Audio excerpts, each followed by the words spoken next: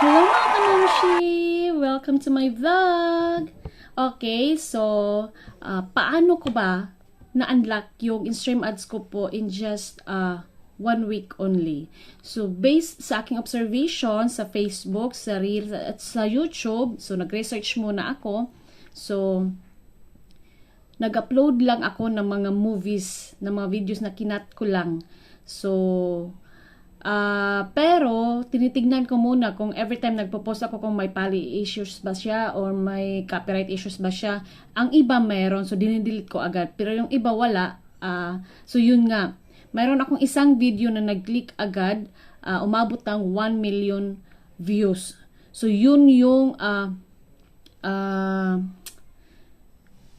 isa sa mga rason kung bakit tumaas bigla yung 60,000 minutes views ko po sa isang criteria ni Meta na binibigay sa atin. Okay? So, yun nga. Then, after that, bakit biglang tumaas din yung mga followers ko? Kasi, base dun sa isang video ko na malaki yung views, yung iba dun ay nagpa-follow agad.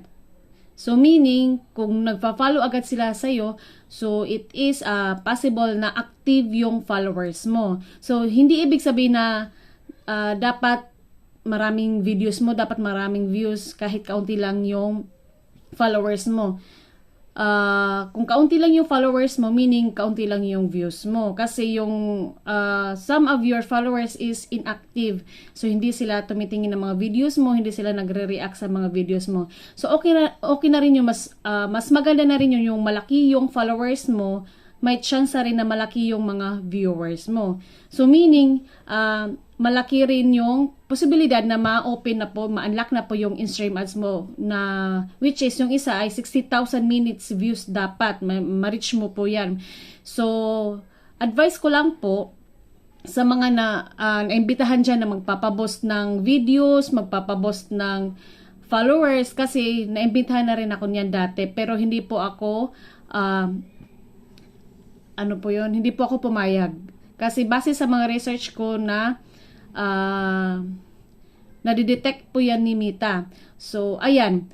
Kahit 1 million na yung followers mo at saka pinabost mo lang po yan, so hindi po ibig sabihin yung 1 million followers mo ay manonood sa mga videos mo. So, dapat yung mga followers mo ay active at saka, ano pa sinasabi nila, hindi siya peaking followers. Okay? So, ganyan kasi nangyayari sa mga pinapabost na mga followers, pinapabost na mga views. 'Di ba?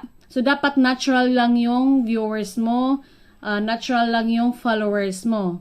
Okay? Then, ano pa? So, yung second part po ng aking video ay ituturo ko po sa inyo kung ano po yung ginamit ko para mag-download ng mga videos. So, thank you so much mga kamamshi! Mwah!